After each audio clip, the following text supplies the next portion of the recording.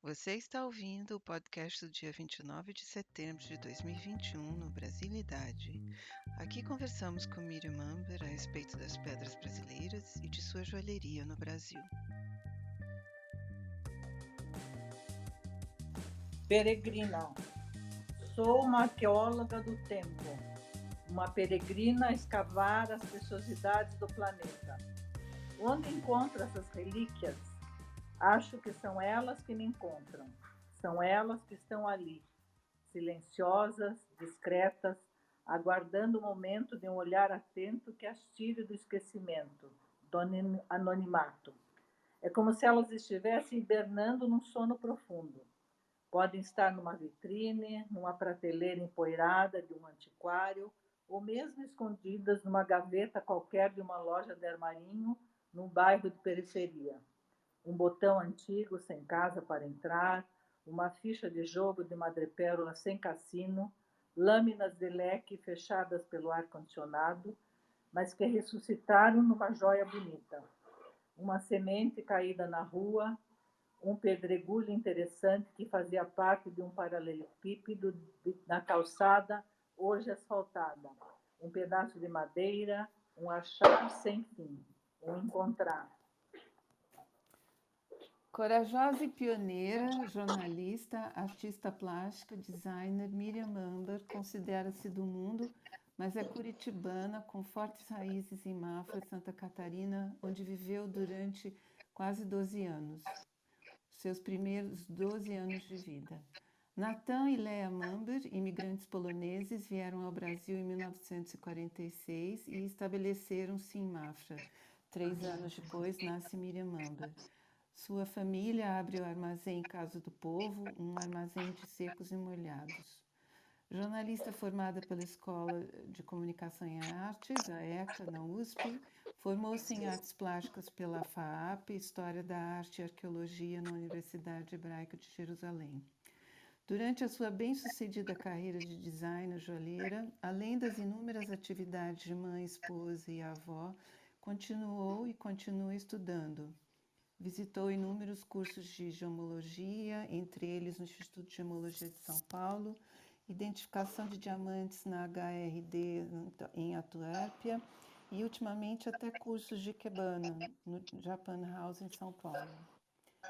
Miriam Amber Design é uma marca considerada top influencer, inclusive no Instagram. Marca essa criada pela maestria da designer, que vem editando tendências na joalheria brasileira desde os seus 20 anos, quando começou, ainda estudando jornalismo, a desenhar suas primeiras peças de joias. Nessa época, participou de uma seleção para a 12ª Bienal com suas famosas poliestruturas, formas encontradas a brincar com canudinhos. Na época, não havia curso de joalheria, então pedia ajuda aos ourives e produzia ela mesma as próprias peças. Recebeu menção honrosa na Bienal em 1973 e de lá para cá o cotidiano masculino desnudou-se das convenções e o design de Miriam Amber transformou-se transgressivamente em beleza absoluta. Expôs suas joias pela primeira vez em 1972 na Galeria Eucatexpo, em São Paulo. A lista de exposições individuais e de grupo é longa. Em 10 de março de 1989, inaugurou seu próprio espaço, a Galeria Miriam Amber, que funcionou até 2001. Lá realizou inúmeras exposições, entre elas A Linguagem dos Minerais, em 1990, Simbioses, Tempo, Pedras, Metais, inaugurada em dezembro de 99. E uma delas, muito especial, que gostaria que você contasse um pouco, Miriam, é a exposição Arquitetos Joalheiros. E um dos arquitetos que você expôs foi Paulo Mendes da Rocha. Você pode contar um pouquinho a respeito dessa exposição em particular? Então, essa exposição para mim foi muito interessante, porque eu propus a esses arquitetos saírem do macrocosmo para ir para o microcosmo, a pequena preciosidade. E para muitos foi um grande desafio, e também entrar em contato com esses arquitetos, com essa formação tão assim universal, vamos assim dizer, e de muito peso, foi muito interessante e foi uma realização para mim. E essa ideia assim foi foi uma exposição muito concorrida, e os arquitetos também tiveram uma grande satisfação de participar. E alguns, o Paulo Mendes, alguns já nem estão entre nós, mas, no entanto, eu tenho essas peças comigo e eu registro dessa ideia de expor esses arquitetos. Pesquisadora inata, generosa amiga, grande empreendedora, possui uma incansável curiosidade e amor à vida que transmite constantemente não só à própria família e aos amigos, mas também à sua clientela no Brasil e exterior. Apresentaremos aqui um mundo a ser descoberto, um mundo criado pela artista plástica que ousou inovar o conceito de joia no Brasil. Gostaria também, Miriam, que você falasse da série Arqueologia, produto, acredito eu, do desejo despertado depois da sua primeira viagem ao Peru e Bolívia, quando você tinha 12 anos. Foi quando você decidiu tornar-se arqueóloga, certo? Sim, para mim essa viagem significou assim abrir uma janela para o planeta e uma curiosidade de desvendar os segredos da arqueologia, da história e estudar cada povo. Para mim foi uma experiência muito importante na minha vida, e eu queria fazer arqueologia. No fim acabei juntando nessa minha profissão as coisas que eu gosto: história, arqueologia, arte, desenho, essa busca incansável dos materiais e a transformação, a metamorfose que pode ser exercida nesses materiais, e realmente é um desafio, como você tornar o banal precioso. Uma pedra, uma semente que aparentemente não tem valor, de repente adquire um agregado de significados históricos também e de significados de vida, os vínculos que as pessoas criam nas memórias com esses objetos, porque o homem se enfeita desde as cavernas. Então, essas joias que o homem primitivo pegava um pedaço de papiro e punha uma pedra, furava essa pedra com ferramentas muito primitivas. Sim. Ele já tinha esse conceito também de amuleto, era uma forma de proteção. Então, a joia tem um significado muito grande, e além disso, ela é uma poética dos sentidos, porque Sim. ela tem enfim, ela tem a pessoa que usa, ela está mostrando, quer dizer, ela está mostrando e ela está circulando com essa joia. Por isso que eu acho interessante, ela não está numa parede do museu, por exemplo. Ela pode até estar, né? Tem muitos museus que prestigiam essa forma de arte.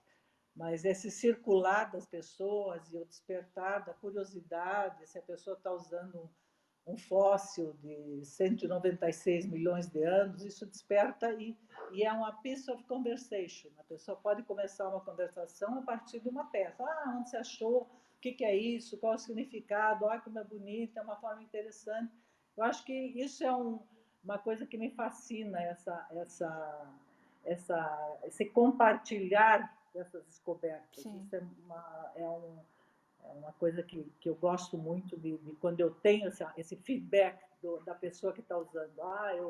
Eu comprei isso, eu descobri esse material, você pode agregar alguma coisa. Eu sempre acho uma solução, porque eu tenho uma matéria-prima muito, muito vasta, porque do mundo inteiro, da China, do Japão, aqui da esquina, das feiras que eu participo, que eu vou, e também dos antiquários que me fascinam. E a história também, sempre você perguntou da arqueologia. Essa série em particular que você denominou arqueologia. Então, por exemplo, os vidros romanos, século IV, que eu trouxe numa viagem de Israel há muitos anos, é um legado de cor, de forma, e aproveitar esses materiais. São cacos, né? Que hoje em dia eles quebraram, são do século IV, são autênticos. Então, trazer eles à tona de uma outra forma, transformados em preciosidades, assim. Eles já eram preciosos, mas eles quebraram. Então, é um resgate de memória. Mesma coisa com os leques, que é uma coisa que me fascina. Mas essa é uma outra série, né? A dos é leques. outra série. A A arqueologia arqueologia. tem a ver também com cacos de cerâmica, com moedas antigas, que eu aí vou estudar numismática, a origem da moeda, quando foi cunhada, e de que período que é. Eu tenho moedas antigas grego-romanas, bizantinas. Sim. Então, nesse pacote de arqueologia, engloba muita coisa. Desses achados, né, preciosos. Sim. Em junho de 2016, você inaugura o ateliê Miriam Mamber, um espaço onde móveis brasileiros dialogam com o azul de Yves Klein, criando um ambiente ideal para os muitos anéis, brincos, braceletes e colares, como mini esculturas montadas com peças antigas, sementes amazônicas, a reciclagem de materiais que você usa, como fibra de buriti, conchas, meteoritos, lava vulcânica e lascas de pau-brasil. O que significa para você o olhar? Meu baldinho nas praias, quando ia nas férias, eu estava sempre catando alguma coisa. Eu sou uma peregrina do planeta mesmo. Então, essas formas das conchas, que eu sou apaixonada pelo mar e todas as maravilhas, os corais, enfim. Então, eu já comecei bem cedo a educar esse meu olhar. Então, eu vou num lugar, num minuto, já agora, eu já sei o que eu vou fazer, a peça está pronta na minha cabeça. É uma questão só das mãos trabalharem tão rápido quanto a cabeça, que isso não acontece, né? A cabeça voa e a mão não tem essa rapidez. Então, esse processo de realizar uma ideia tem um tempo para acontecer, mas é muito gratificante, porque esse processo que vai andando também ele sofre uma metamorfose, uma influência. Eu vou fazer com outro material, porque esse aqui não está conversando aqui, não tem um diálogo, tem que ter uma conversa dos materiais. O âmbar é quente, então eu junto com algum material que tem a mesma... Porque os materiais têm também... tem perfume e tem também som, né? Eles emitem uma linguagem também. Som não, mas tem uma linguagem de calor, de textura. Então, esse casamento dos materiais é muito peculiar e desenvolvi isso há muitos anos. E ele está sempre comigo. Eu posso ir aqui na esquina e, de repente, eu tenho uma ideia. É assim que você se comunica com os materiais quando você cria suas joias? Então, é um diálogo íntimo, né? Também que quando eu divulgo, também ele se torna, vamos dizer, público, né? Ele pertence a outra pessoa que está usando. Então, essa conexão com a pessoa que está usando é muito interessante, porque esse feedback é muito bom quando eu vou num lugar e as pessoas... eu tenho uma peça que eu comprei de você há 30 anos atrás, eu gosto, porque ela é bem atual, etc, etc. Isso é bem gratificante. O reconhecimento das pessoas de um trabalho que você faz com seriedade e muito carinho. Jean-Paul Sartre, no livro que escreveu a respeito da psicologia da imaginação, chamado O Imaginário, que ele publicou em 1940, diz que o imaginário é a liberdade derivada da habilidade que o consciente possui em ver os objetos como eles são ou como não são. Como você se relaciona ao imaginário e quão importante esse tema é para criar objetos de arte?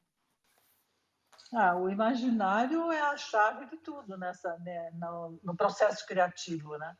Porque a imaginação e a realização têm uma distância muito grande.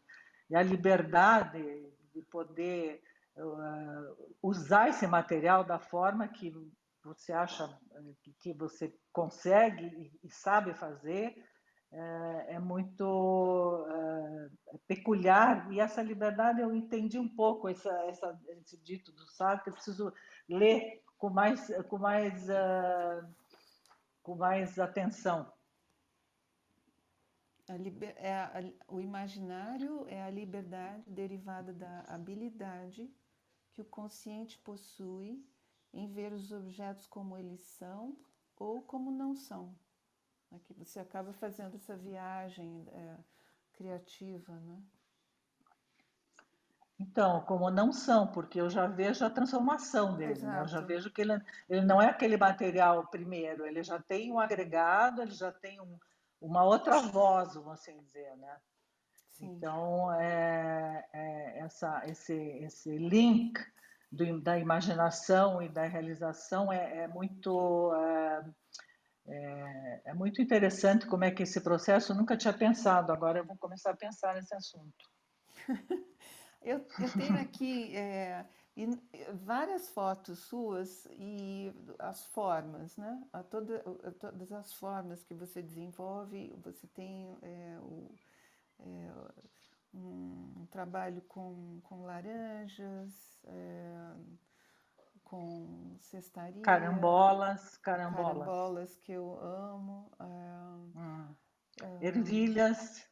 Sim, as ervilhas, que é muito sedutora e ao mesmo tempo misteriosa essa série. Como e por que é tão importante a articulação do lúdico para você? E quão importante é a ergonomia nas suas joias?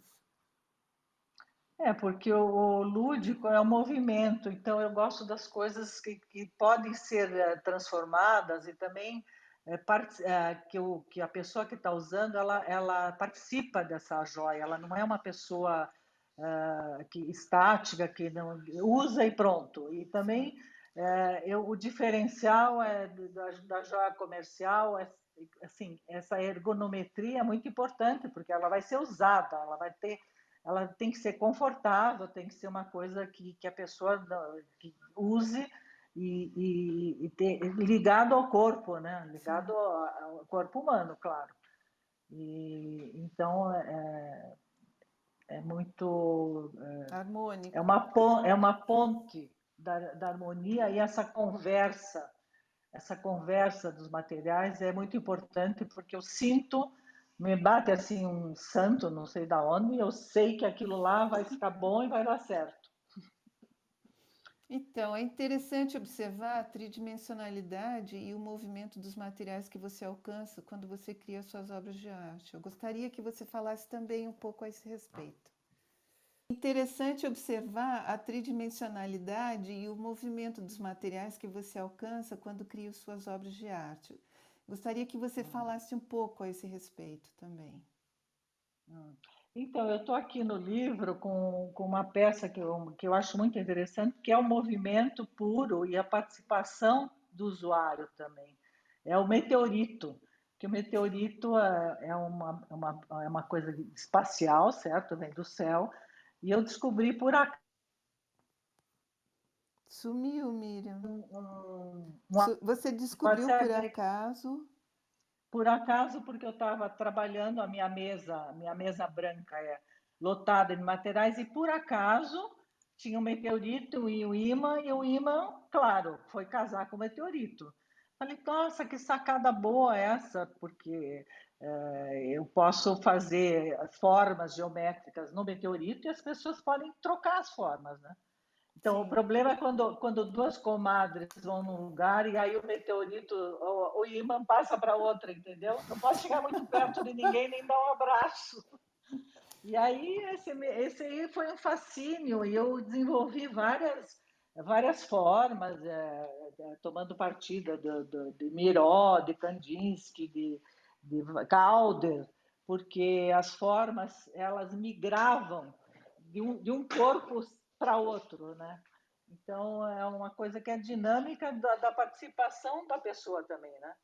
Aí você tem as Então, isso eu achei uma coisa muito interessante que aconteceu por acaso, né?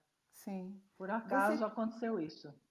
Você tem as poliestruturas, os coringas, os mutantes e a simbiose Isso. do tempo, pedras e metais. Como é que você articula essa simbiose? Então, é assim, por exemplo, a simbiose, eu acho que é a junção desses materiais, é um casamento, vamos dizer, e é uma transformação também dos materiais com uma outra linguagem, né? Eles adquirem outra estrutura. Sim. Você falou agora do meteorito com os ímãs, né? Isso. Foi um trabalho que me deu muita gratificação, porque foi uma descoberta, claro, as pessoas sabem que meteorito tem ferro, mas esse acaso, assim, na minha mesa, foi, assim, assim, foi sensacional e foi muito... Eu adorei fazer isso. Você poderia, você confirma que as suas joias atravessam tempo e espaço e carregam em si literalmente um pedaço de história?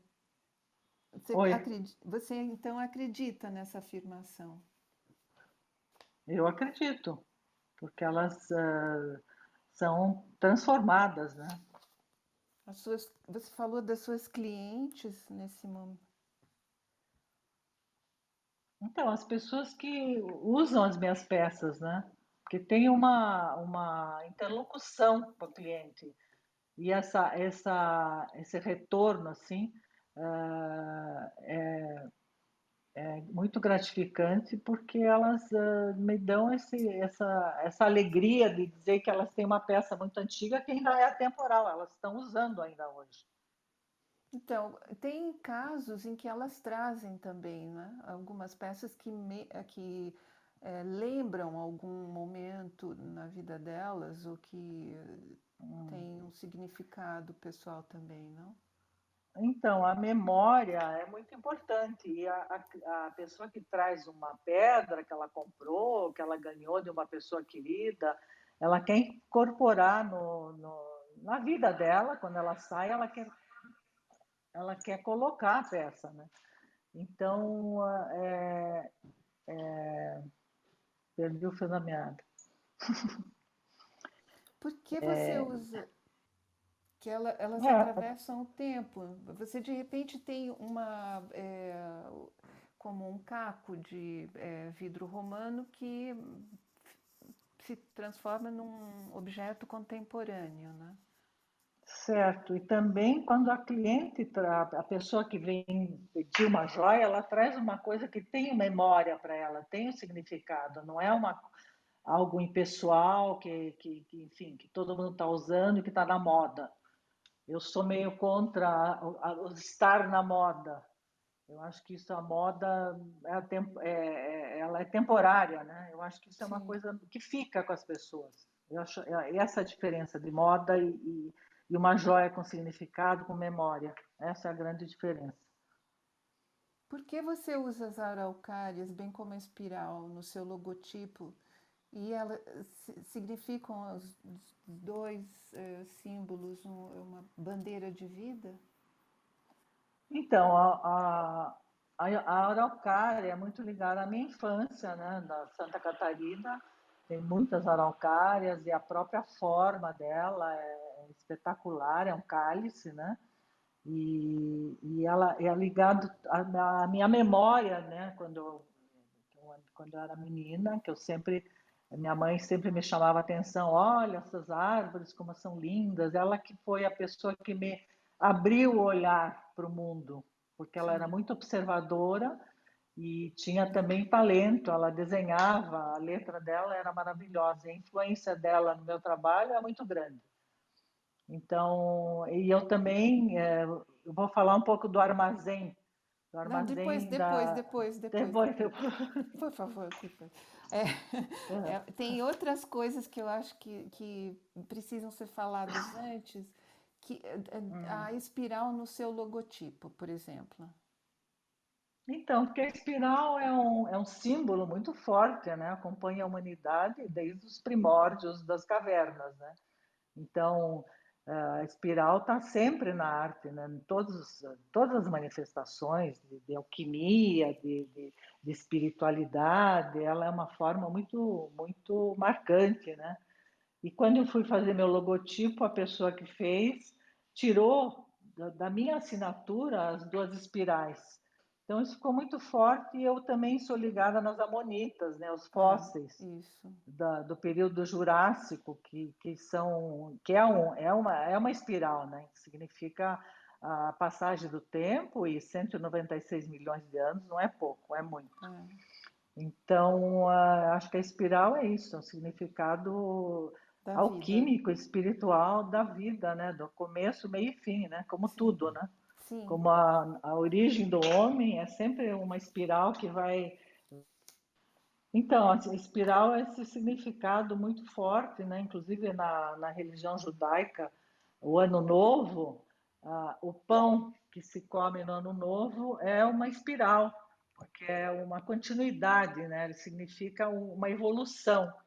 Então tem essa empatia com a espiral. Sim. E eu tenho várias referências, né, de manifestações, as próprias constelações, né, enfim, as galáxias, né, tem muitos exemplos de espirais. A E natureza ele é bateu justamente com o seu logotipo Oi. e ficou. E é um logotipo contemporâneo, né? Ele não é algo que você precisa, é atemporal. É um, Exatamente. É uma coisa que vem. O homem, desde os primórdios, ele está com esses símbolos, né? Então, essa simbologia também é muito importante nesse trabalho, que é o contato com os arquétipos também, né? Do homem, né? sim. Então, Jung falava muito dos arquétipos Mas, das espirais e vários sim. outros escritores e A, pessoas que têm bastante, enfim. a O natureza é um que você tema queria falar? constantemente, a natureza é um tema constantemente presente em suas coleções, não só as araucárias, Lá. mas folhas, flores e sementes, como a Hum. joia que a primeira-dama, Dona Ruth Cardoso, presenteou à imperatriz japonesa Michiko durante sua visita ao Brasil em junho de 1997. Uma joia com o tema grãos de café.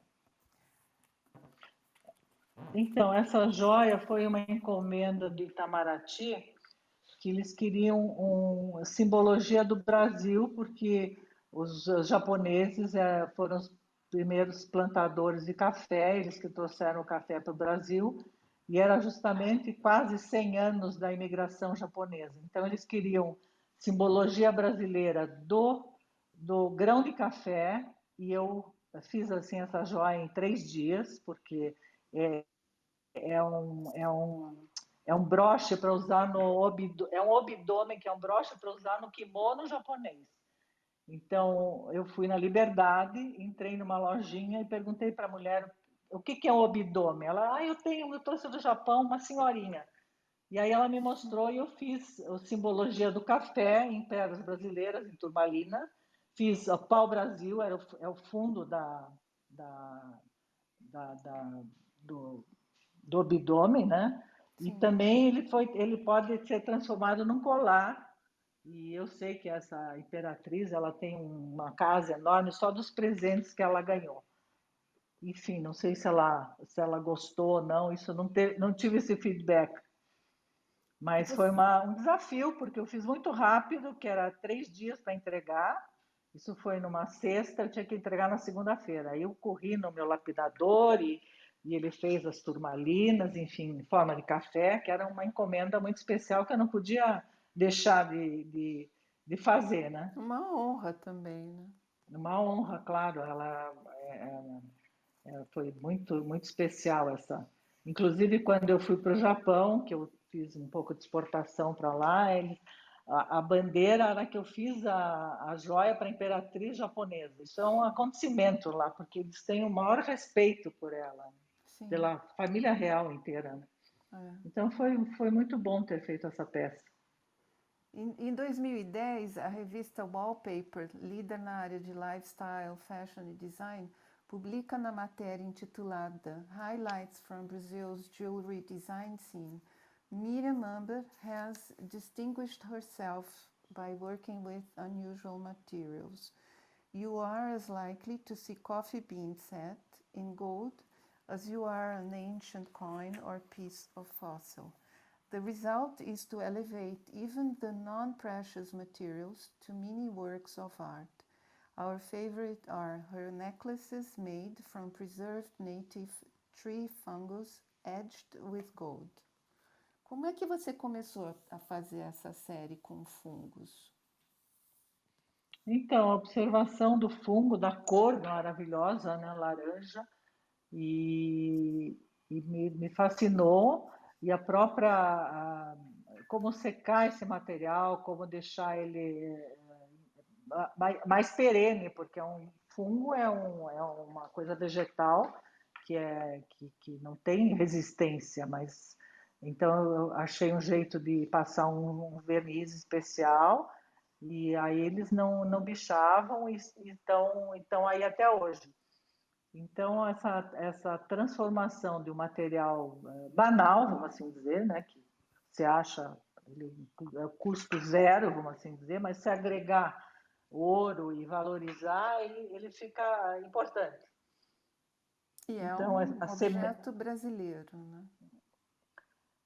O urupê tem, acho que no mundo, em vários países tropicais, não é só brasileiro, e, o fungo tem várias cores, tem branco, tem marrom, mas o mais fascinante é esse laranja, que é uma cor bem especial. E a semente também, que é uma coisa banal, que tem todo o significado de criação, de nascimento, né? Tem também uma coisa de amuleto, né? Olho de boi, uma semente brasileira.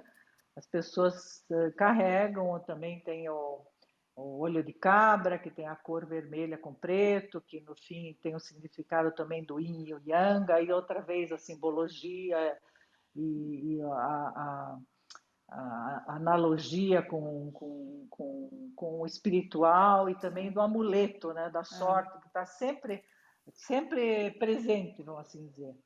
E eu tenho, assim, clientes minhas que há 40 anos foram no meu ateliê e eu dei uma semente e elas carregam na bolsa até hoje, elas me mostram. É uma coisa muito interessante, porque aquilo é uma crença, né? E ela pode se Mas transformar não só numa isso realidade. também, né? Ela tem uma simbologia muito especial, né? E por isso eu gostaria que você elaborasse a respeito da sustentabilidade e da preservação do meio ambiente. Temas que você abrange na sua joalheria há mais de 40 anos, quando ninguém preocupava-se a esse respeito.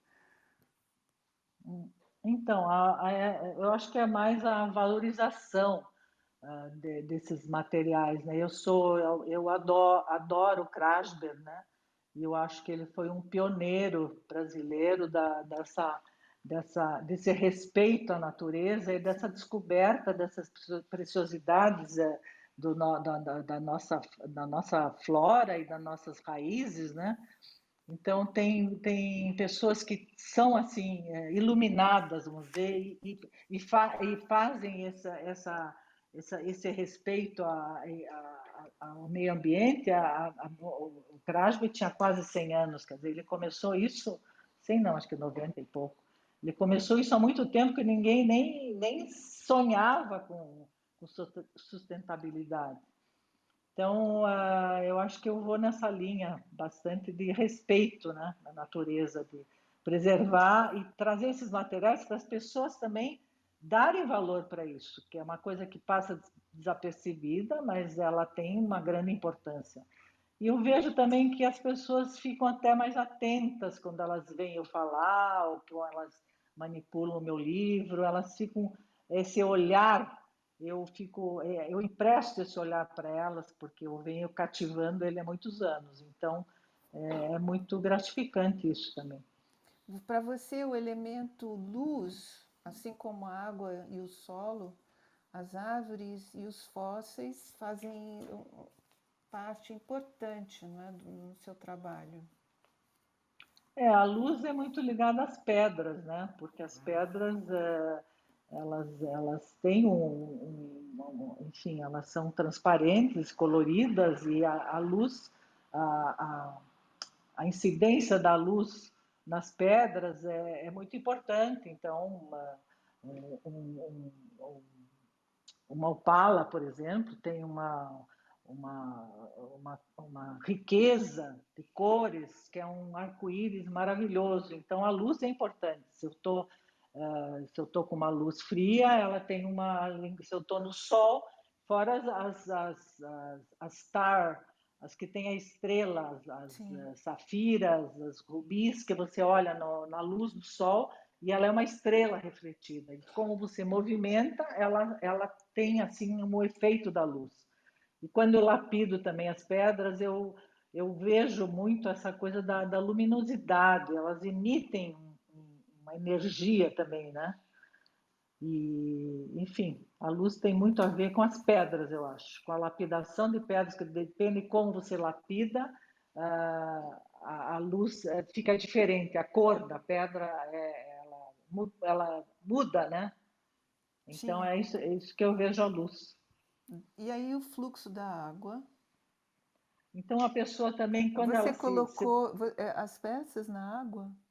Não, não. Eu coloquei flocos de ouro, folhas de ouro bem finas, ouro 1000, que é o ouro puro, Sim, num tubo de ensaio com água, e aí sim, aquele floco se movimenta. Então, se você vira, se você inclina, aquela água ela fica, ela flui, ela é fluida lá dentro. Então, que eu me lembro assim. Aí tem também as ágatas que tem água dentro, né? E tem sim. também as esmeraldas. As esmeraldas são muito especiais porque elas têm os três elementos dentro delas. Elas têm o sólido, o líquido e o gasoso. E é uma pedra que fascina pela cor e também por essa riqueza interna que ela tem, né? Eu gosto muito de ver essa alma dos minerais, porque eles têm alma, eles têm, eles têm uma alma. Então E a a água, alma, agora eu lembrei, a alma é a essência, né? é o solo. Não, a alma acho que é a própria pedra. O solo é- a pedra é o fruto do solo, mas a alma, a pedra, ai, perdi o fio da Os meada. A- minerais, eles são frutos do solo? Eles são, de uma certa forma, das rochas, né? Sim, As rochas são é solo também, né? São rochas, são sólidas e são solos. Então, os minerais, eles crescem nessas montanhas, né? Nessas minas, enfim. E eles são frutos do solo mesmo. Você falou bem. as árvores e os fósseis. Então, as árvores é a madeira, né? Que eu também trabalho Muita com madeira. madeiras retorcidas, madeiras que tem uma forma diferente, e também uma machetaria que você pode criar desenhos, né, na madeira. E as várias milhares de, de, de espécies de madeiras, elas dão contrastes incríveis. Tem madeiras vermelhas, amarelas, roxas e marrons, enfim, é uma gama interminável é um festival de cores, né? Então a madeira tem um recurso muito rico, né? E, enfim, você falou de outra coisa da árvore, E os fósseis, novamente os os fósseis. fósseis. Então, os fósseis é um fascínio que eu tenho dos fósseis, porque é os segredos, né? Que eles são misteriosos também, né? Estão aí tantos milhões de anos e estão firmes e fortes de um outro jeito, né? Porque a amonita, ela era um caracol há 196 milhões de anos que foi petrificado, né? Então, os outros fósseis também, tem o fóssil de 450 milhões de anos, que é um pouquinho mais velho que a amonita, e essa descoberta dessas histórias antigas, né, do planeta Terra são muito interessantes. Eu sou muito curiosa, eu vou atrás das fontes e procuro me informar e estudar um pouco, enfim. E é um tema interminável, inesgotável, por isso que eu gosto dele, não tem fim. É que nem a espiral, Infinito, infinito. eterno. Em maio É, de 1999, a rainha Margaret II da Dinamarca visita o Brasil e leva consigo uma das suas criações feita em ouro com água marinha. Em ju- isso. Oi, Oi, desculpa.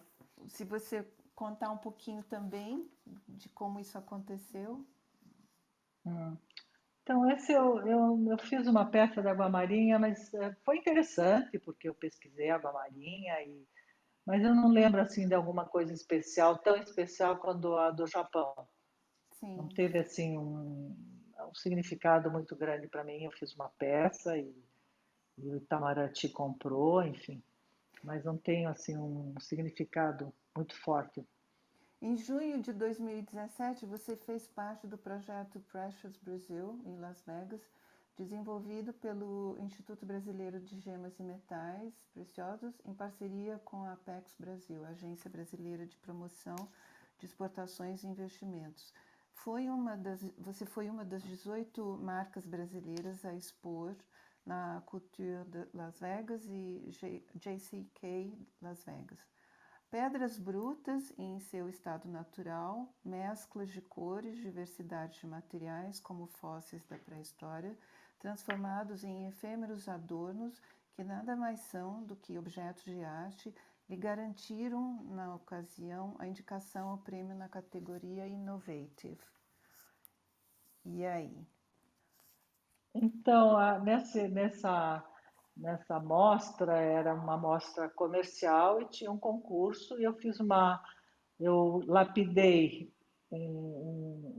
uma ágata na cor do fungo, e eu fiz a forma do fungo em pedra. Na verdade, é uma ágata cornalina, que é o que mais se aproxima da cor do fungo. E foi muito boa essa participação, de ver os outros designers e manter contato com eles e tentar colocar algumas coisas brasileiras, né, nossas, nesse evento. Teve também um intercâmbio com a França.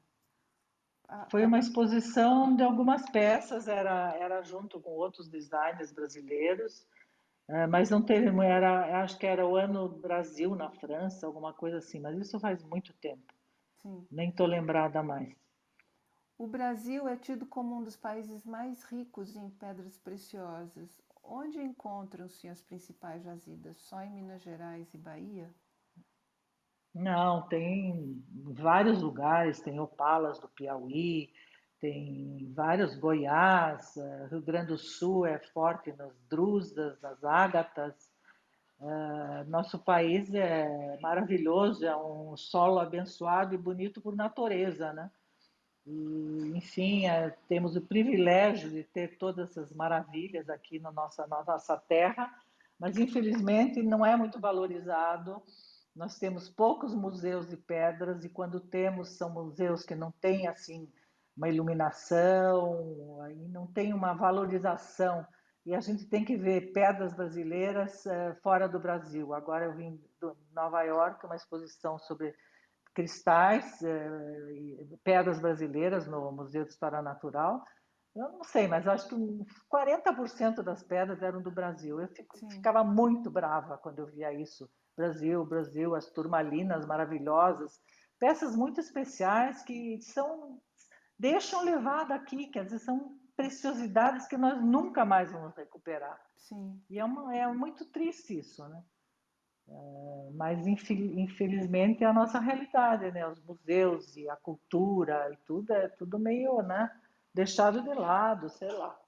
E é triste essa situação, porque a gente tem essa riqueza toda e simplesmente é um desperdício ver que você tem que ver pedra brasileira fora na França, na Itália, nos Estados Unidos, etc. É muito triste isso. Você, E são pedras muito especiais. você falou há poucos minutos atrás a respeito da beleza da esmeralda e mencionou agora as pedras que você viu no Museu de História Natural em Nova York. As pedras brasileiras, elas são preciosas e semi-preciosas. Então eu fiz uma lista aqui e aí se você quiser falar de uma em particular ou de algumas, eu agradeço. Eu coloquei diamante, esmeralda, rubi, turmalinas, rútilo, água marinha, Rutilo. opala, alexandrita, topázio azul imperial, ágata, ametista, amazonita, cianita, citrino, drúzio de cristal, granada, quartzo azul, rosa e verde, hematita, jaspe e turmalina, ou turmalina negra. Então, bom, eu posso falar de todas, porque todas são fascinantes. A turmalina é assim uma viagem, porque tem todas as cores possíveis, imagináveis, de rosas, de verdes, de azuis, é uma riqueza sem fim. Ela é uma pedra que não é muito, tem uma dureza baixa, então ela é uma pedra delicada, mas ela tem assim uma gama incrível e as outras também, as águas marinhas brasileiras são muito especiais Maravilhosas. enfim, e as outras pedras também, as esmeraldas nossas não são como as da Colômbia, mas são também tem bastante qualidade. E as opalas também, as opalas do Piauí, que são maravilhosas também. Enfim, todas as pedras têm uma particularidade especial, elas todas são maravilhosas. E essa coisa de dizer, a energia das pedras, eu não acredito muito nesse alinhamento dos chakras, eu não acredito muito nisso. Mas eu acho que uma coisa tão bonita não pode ser ruim, a energia é positiva, entendeu? Então, as pessoas carregam, né, um âmbar, o âmbar também me fascina muito, que não é uma pedra, é uma resina fóssil, Sim. que tem também, acho que é 35 milhões de anos, uma coisa assim. E tem também ligado talvez com o meu nome, porque Mamber e Amber é a Sim. mesma raiz.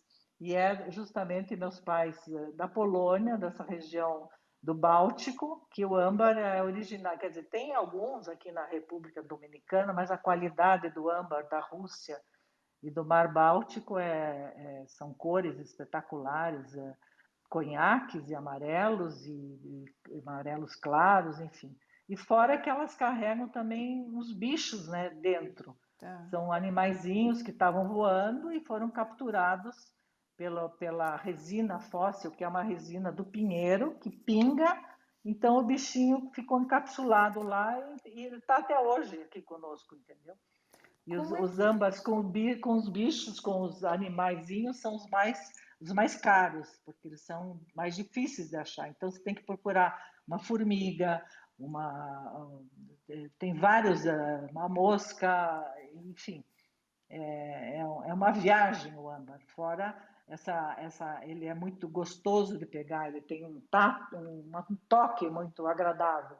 a tatilidade é fantástica, né? Como, Então, é como... coisa da joia, né? E isso você explora bastante também nas suas peças, né? É Ah, importante. muito, muito. Eu tenho agora uma série de esculturas que eu estou fazendo com essa resina do âmbar, que eu coloco lupas, né, para a pessoa enxergar a formiguinha lá dentro. E eu estou fazendo umas instalações interessantes a partir de todo esse meu know-how de pedras e a convivência com todos esses materiais. É um, Então, você fala do mundo a ser descoberto no âmbar, mas todas as suas peças elas têm essa dinâmica da descoberta, né? Das pessoas terem que olhar muito para observar pequenos detalhes, né? então Uma descoberta. essa educação do olhar, né? Sim, Essa, é um desafio, é uma poética dos sentidos também, né? É criar é como se fosse uma poesia. Uma joia pode ser uma poesia, de uma outra forma, não verbal. Não com palavras, mas com toque, com cor, enfim. É uma poesia. Eu acho que a joia é uma poesia. É uma, e passa a ser uma experiência também, né? Uma experiência de vida. É. Porque é algo Fora que você o valor descobre, né? simbólico, né? Sim, Valor simbólico também cultural, né? De história, né?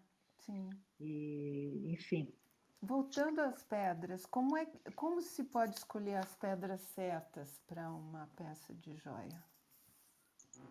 Olha, eu acho que as pedras escolhem a pessoa também. Não é só a pessoa que escolhe as pedras. Por que que eu vou num lugar assim de pedras e eu escolho uma pedra? Mas eu acho que ela já me escolheu antes. Eu tenho essa crença meio maluca, assim. E, e aí, quando você está assim, com essa variedade de materiais, eu adoro, por exemplo, a feira de Tucson, que eu ia muito no Arizona, que tem pedras do mundo inteiro, inclusive estandes brasileiros com coisas maravilhosas que a gente vai comprar lá, porque aqui não tem no mercado.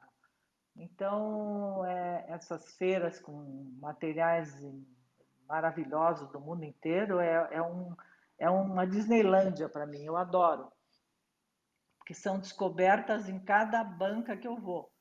E aí eu tenho uma pedra ali que está me olhando, está namorando comigo, aí eu pego.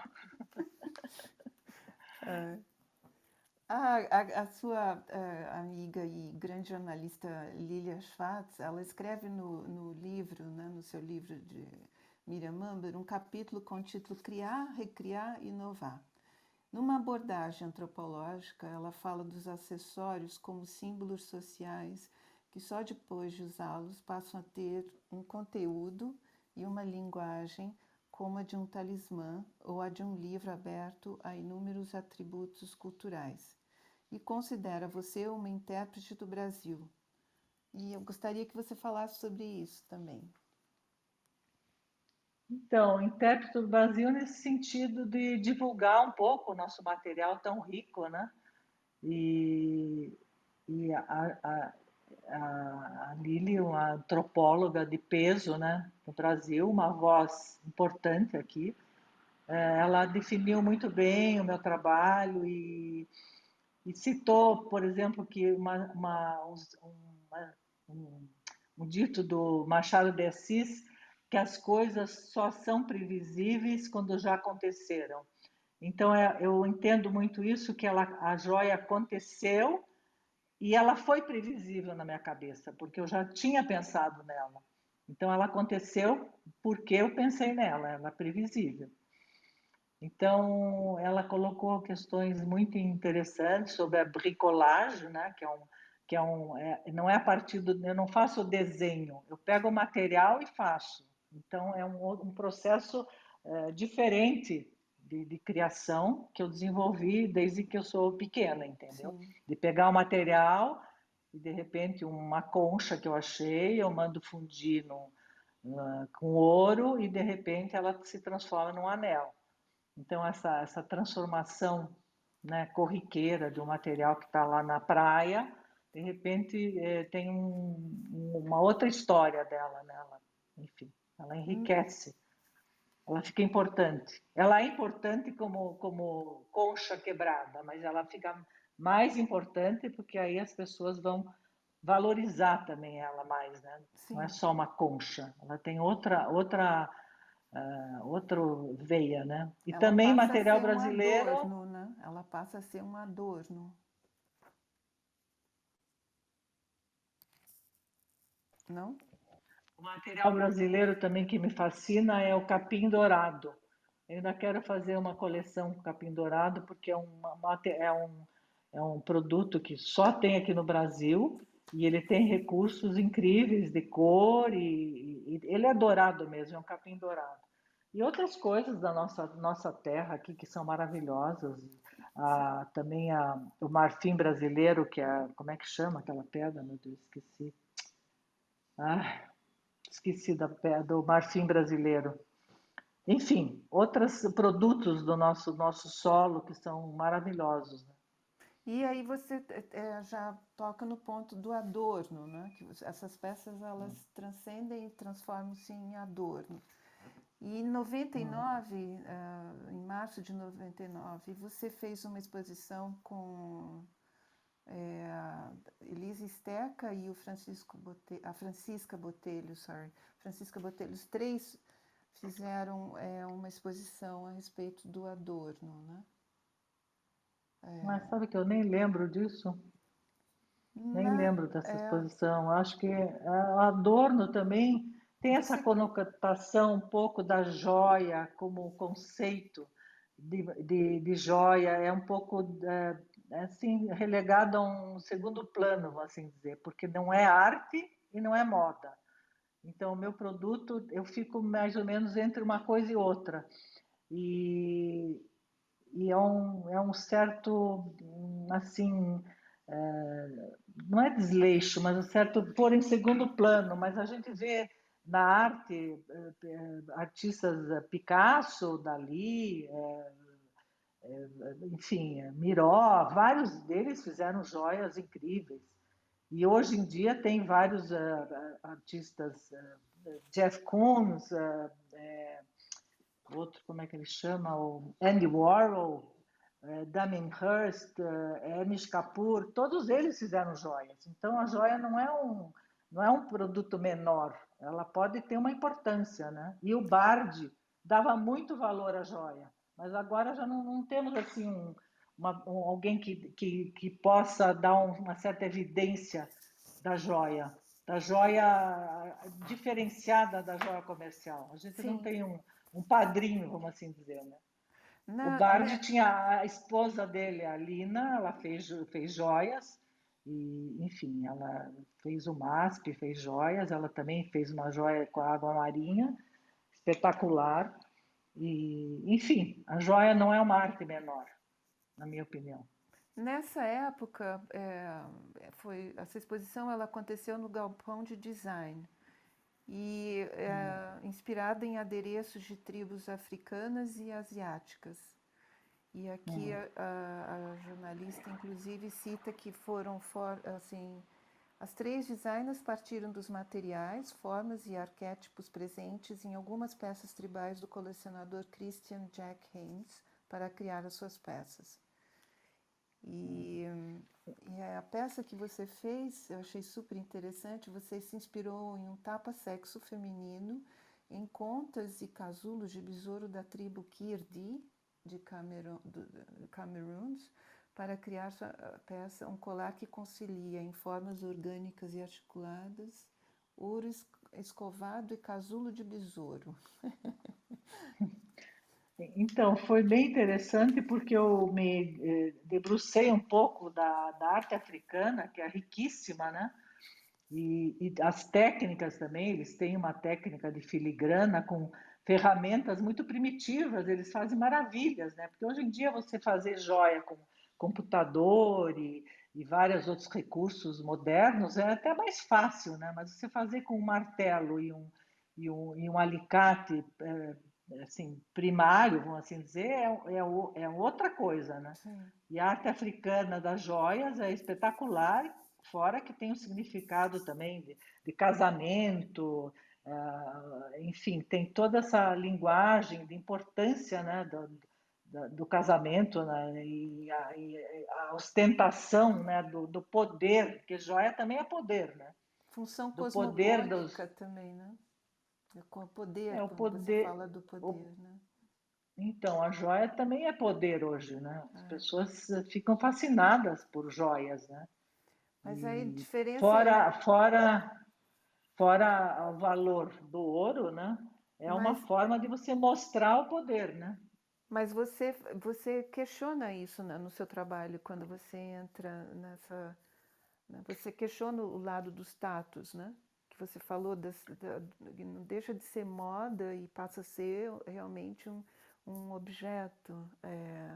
Não é um objeto de desejos, mas é um objeto com um outro tipo de significado, né? A longo prazo, né? Então, eu valorizo tanto uma semente que tem, enfim, quanto um diamante. Às vezes a semente é mais interessante que o diamante. Então, o mercado faz esse poder porque é interesse econômico, claro. Você está lá na África, você tem os kimberlitos, de onde saem os brilhantes, eles querem vender o produto. E aí tem todo esse lado negro, né, da joia, dessa escravatura, né, de garimpar os brilhantes e o ouro, enfim, é toda uma máquina econômica enfim, De exploração mesmo, de né? exploração. É uma coisa muito triste também de ver isso, né? Essa valorização do ouro, do brilhante, como se fosse é um escudo para vender, claro, sempre, né? O diamante é para sempre no bolso deles, né? Não é para sempre. Ele realmente é para sempre, porque a dureza 10 ele corta qualquer pedra, né? Qualquer coisa no universo, né? Então ele é o rei, ele é o Adamás. Adamás é o rei das pedras, porque ele é a dureza 10. Mas eu valorizo tanto um diamante quanto uma semente. E Ou você um faz os fungo. cortes também das pedras para descobrir novas formas, né? Ou essas Ah, sim, filigranas que você citou antes, né? Que você teve aí também uma odisseia é, com seus ourives né, que você tinha que tentar convencê-los do que era impossível para eles, né? então, quando eu quis fazer uma joia com cara como se fosse eu fiz uma joia Salvador Dalí, então eu queria aquela languidez, né, do Dalí com os tecidos, né?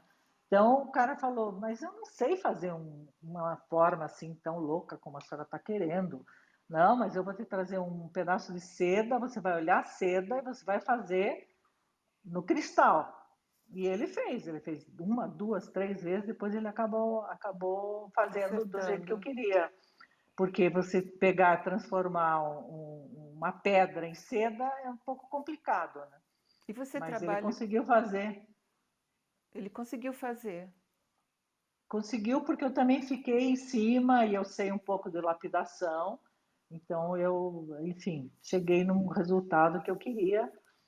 E, enfim, é um desafio também para esses ourives esses lapidadores que estão acostumados ao mainstream, a fazer as coisas meio que estão na moda, e, enfim, quando você chega com um pedido diferente, eles ficam meio assustados, mas acabam fazendo.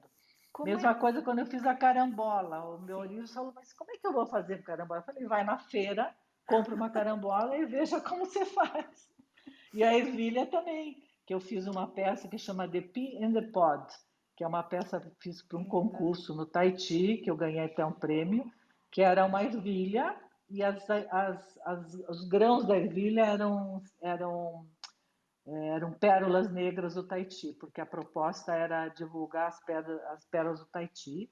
E eu fiz uma viagem para lá que foi incrível, ver como é que inseminam essas conchas para ter essa maravilha das pedras. E, enfim, é um processo das fazendas de pérolas que é muito interessante, como se insemina, assim como se insemina o ser humano, se insemina a pérola. Você coloca na Pintacta margaritífera, que é uma concha que só tem lá, você insemina um grão.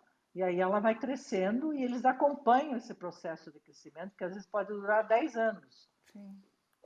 Eles abrem a concha, são especialistas em inseminação, eles abrem a concha e eles colocam essa pequeno núcleo, né? Porque você sabe que concha feliz não faz pérola, né?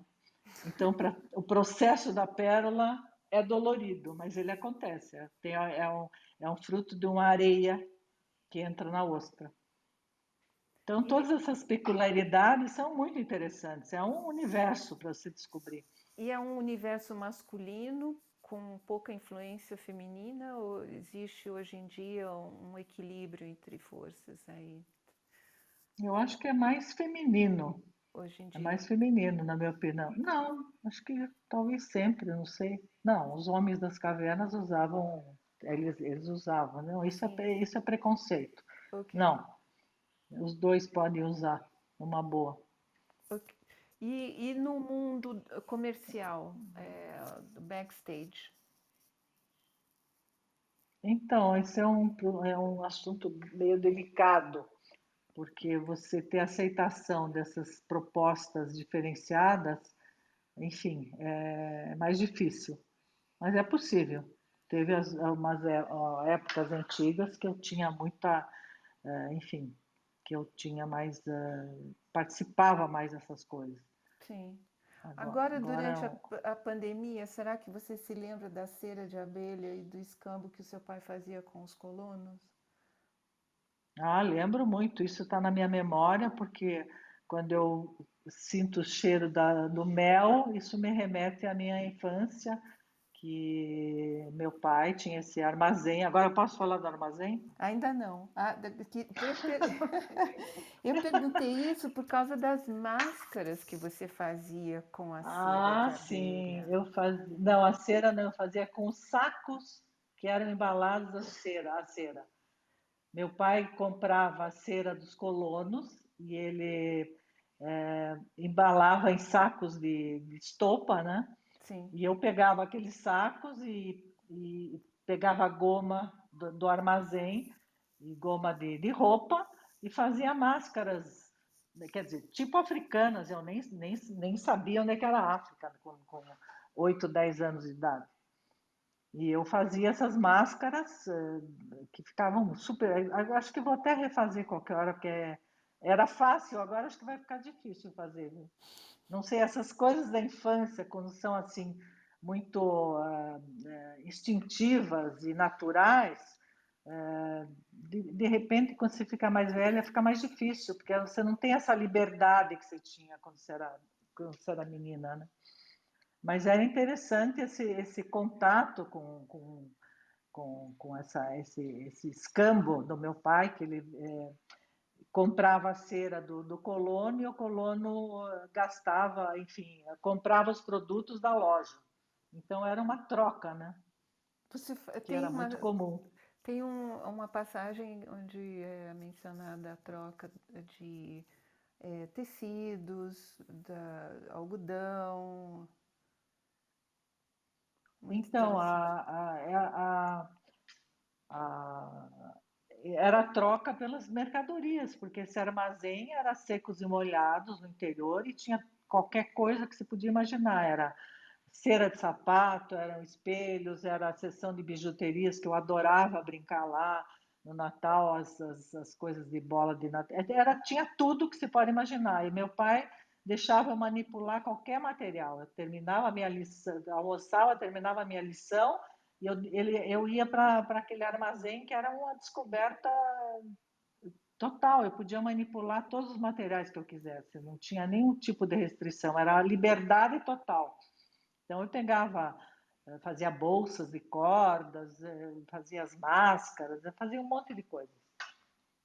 Os seus E depois eu quadros comecei a trabalhar com argila, né? Lá mesmo, lá mesmo no armazém. Aí eu pintava, porque já tinha as tintas, já tinha pincel, eu tinha um mundo ali, né? Naquele pequeno armazém. Você perguntou outra Não a coisa, o que que argila, era? a argila, como era o trabalho com a argila que você fazia? Então eu fazia brincos de argila. E também eu fazia, quando eu estava em Curitiba, já mais velha, eu fazia aulas de torno e fazia, enfim, torno de jogos de feijoada para a família inteira, todo mundo tinha jogo de feijoada que eu fazia.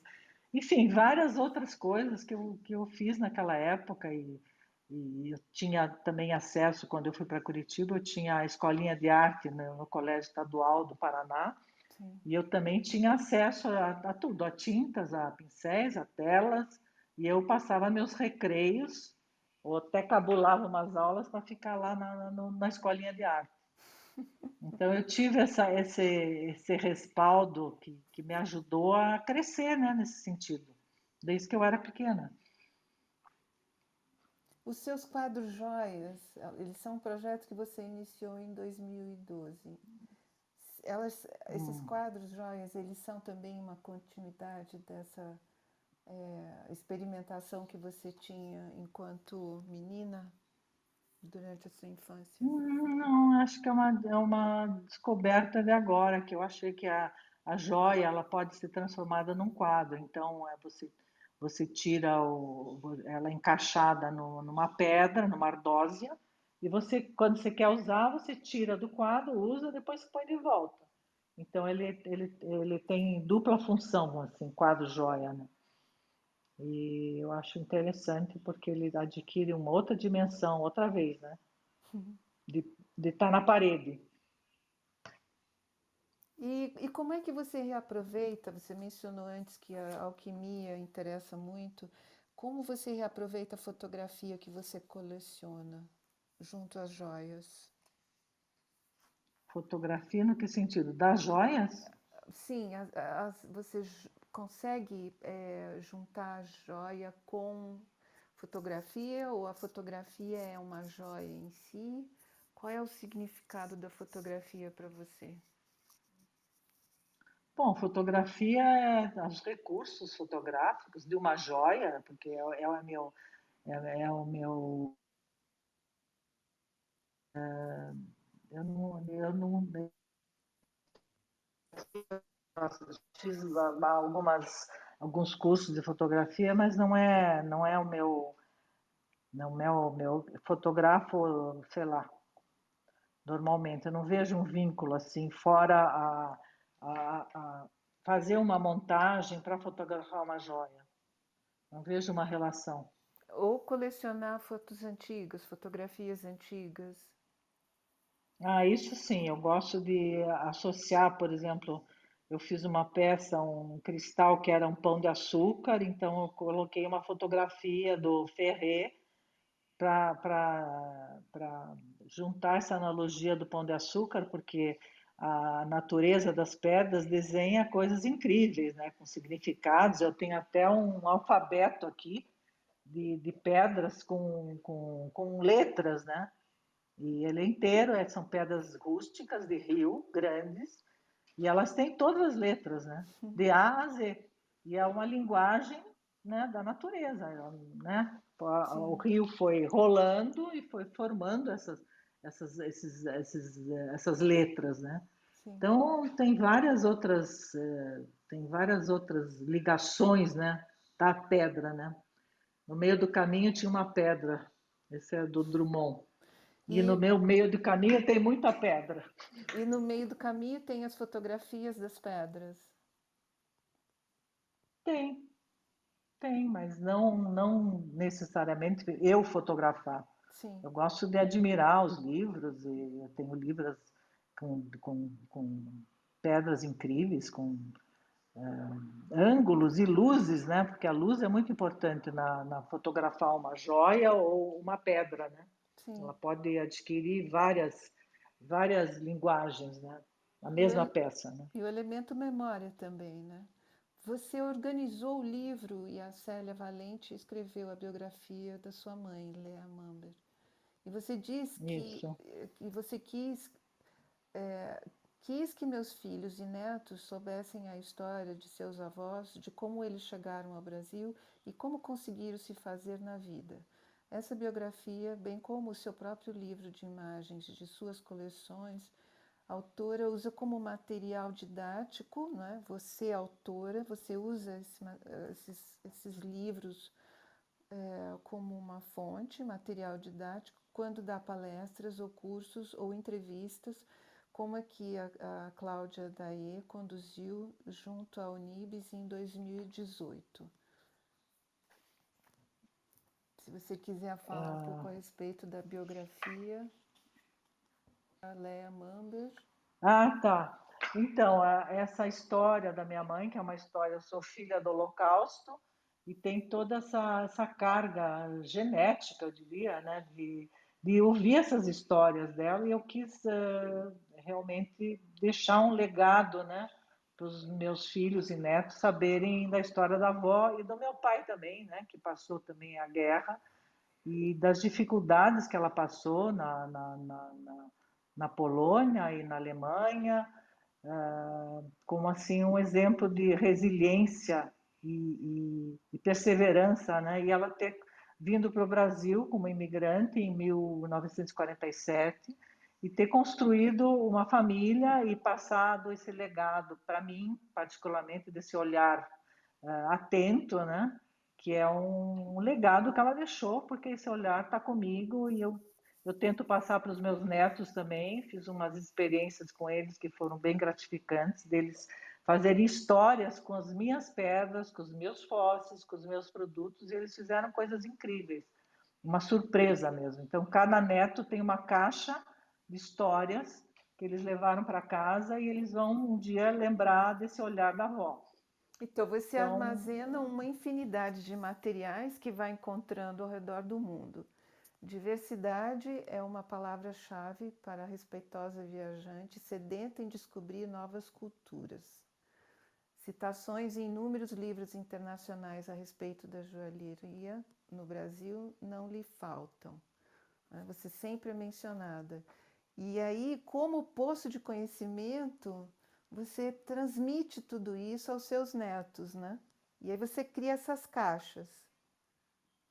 então, eu fiz uma parceria com duas pessoas, com a fotógrafa, com a Nelly, com a Joana, e elas produziram essas histórias junto comigo, né? E eles escolheram, eles eram livres para escolher, que nem eu era livre para escolher no armazém, eles eram livres para escolher o que quisessem, botões, pedras, madeiras, e eu tenho um material assim infindável, criativo, que eu armazenei durante uma vida, né? Então tem coisas assim muito antigas da minha infância que estão aqui. Os botões, por exemplo, eu tenho uma coleção de botões, eu fiz uma série chama Conversa com os Meus Botões. São botões antigos que estão aqui e são da minha infância. Então, esse armazenar é uma coisa do colecionismo também, que é uma coisa que está muito agora na moda. A pessoa, colecionismo agora é a palavra da vez, né? Eu sou uma colecionadora há muitos anos, né? Que eu venho colecionando leques e reaproveitando enfim, as lâminas e outros materiais também. E agora cada um conta uma história baseada nas peças que eles escolhem, eles recebem um nome, um filme, e você usa como fundo a música de Prokofiev, né? É a Pedro e o Lobo. Isso, porque é uma coisa da infância, né? Também e relacionado com a idade deles, que eu tenho netos de 2 anos a 11. E Então, qual cada é? um tem uma dinâmica Sim. e uma curiosidade, né? As descobertas deles também, né? Que me fascina, sei lá, uma máquina antiga de fotografia ou um objeto que eles acharam no meio do meu produto. Quer dizer, está tudo ali como se fosse um museu, né? Disponível, né? E eles vão, cada um pega uma coisa, cada um eles não pegam duas coisas iguais. Cada um pega um produto. É muito interessante você observar essa dinâmica da escolha, né? Sim. E depois eles fazerem uma história, né? Construírem uma história com começo, meio e fim.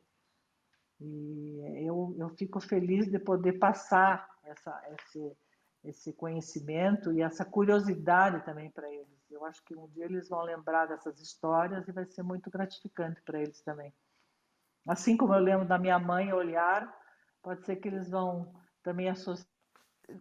Assim como você se lembra da sua mãe olhar, pode ser que eles venham a associar isso?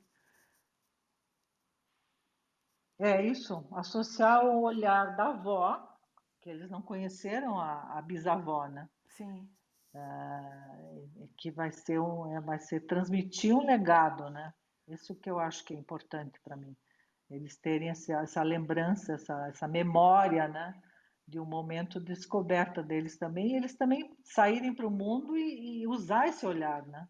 Não é Sim. só aqui no estúdio com a caixa deles, eles vão ampliar o horizonte da caixa, não vai ficar só compartilhando. E provavelmente quando eles tiverem mais idade, eles vão inventar outra história com o mesmo material, porque é assim que acontece, né? É. Mas acho que não com essa liberdade, viu? Vai ter o julgamento, a crítica, né? Vai ter uma série de coisas chatas do homem adulto, vamos assim dizer. Homo sapiens. Ah, que Quais não são, é tão sapiens assim. quais são os seus próximos projetos? Então, agora eu estou tentando desenvolver outras com esse material, agregando o meu conhecimento de todos esses anos de pedras e materiais, fazendo instalações e mensagens assim do nosso cotidiano, de coisas que estão acontecendo no planeta, Sim. de Amazônia, de indígenas, de ecologia. Estou tentando atualizar essas coisas que estão acontecendo, inclusive no nosso país, e dar uma voz a essas denúncias, né? Sim. Enfim, é um outro olhar. E aí isso está gestando ainda, acho que é uma gestação de elefante que é 18 meses, não é de 9 do ser humano, que é a gestação mais longa dos mamíferos. Acho que essa é 18 meses, viu? A sabedoria Hum, animal. Eu gostaria de agradecer a sua participação e hum. eu acho que a gente pode terminar por aqui, a não ser que você queira dizer mais alguma coisa. Então, foi muito bom participar, porque eu fiz assim recoletar esses dados e pôr a minha memória para lembrar dessas histórias e foi muito bom. Eu agradeço muito essa oportunidade. Eu acho que você Prazer. fez perguntas muito pertinentes e vi que você fez uma pesquisa, né? E foi fundo no trabalho e isso é muito bom ter essas pessoas em volta da gente. Eu te agradeço muito essa oportunidade. Eu que agradeço. Grande prazer e parabéns pelo seu trabalho maravilhoso e pela Hum. a sua assim grande como se diz, dedicação e engajamento em mostrar um lado bacana do Brasil para o mundo. Isso, a ideia é essa mesmo. Brasilidade, Exatamente. diversidades culturais, que é o texto, a chamada do seu, enfim, da sua Podcast. do seu podcast. Ok. Foi Obrigada. ótimo, então, Julieta. Obrigada. Obrigada a você. Até Beijo. breve. Outro beijo. Tchau.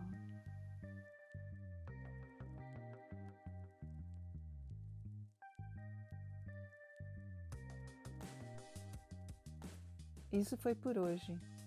Agradecemos a participação de nossos amigos na plateia.